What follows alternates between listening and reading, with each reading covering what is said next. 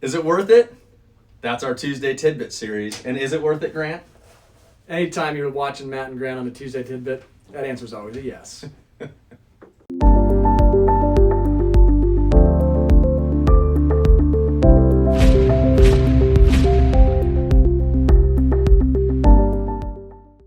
Welcome back, you guys. Happy Tuesday, week 3 of our Is It Worth It series. And you know, it's really appropriate that It Depends series? It should be It Depends series. And I was going to say, it's appropriate that, you know, we're filming this series all at the same time.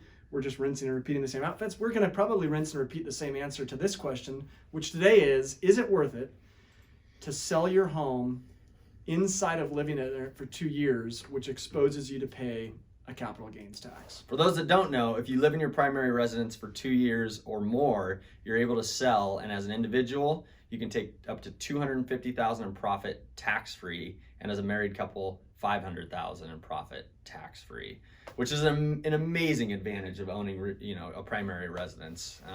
It's one of the biggest reasons that owning homes is a wealth builder. You talk to folks that are in their 60s and 70s, and they've bought and sold 3 to 6 homes, and they keep rolling those gains into their next purchase tax-free. It's a huge deal, but so typically it is worth waiting those 2 years absolutely, in order to take advantage of those tax savings. However, we have 2 clients right now in escrow on homes that they've only lived in for months.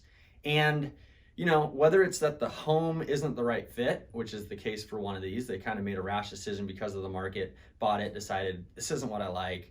Or there's a life change or a job change where you're forced to move. Yeah. Sometimes you just have to do it. Thankfully, here in Central Oregon, we've had such a strong market over the past year.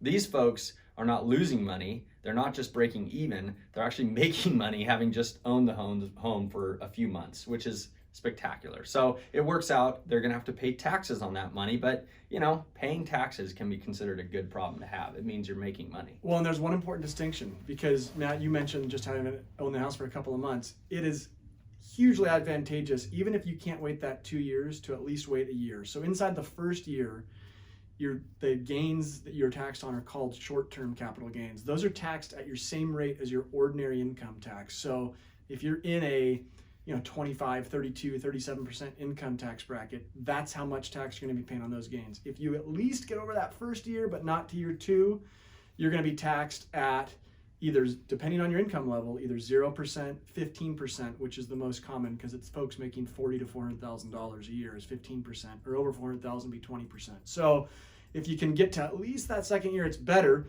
But I mean, is it worth it? It really, again, like Matt said, it depends on your situation. If there's another house that you really love that you think fits your family better, is going to appreciate better, then yeah, bite the bullet on those taxes. And one important point too to make is that they're taxed not just between what you bought it for and what you sold it for.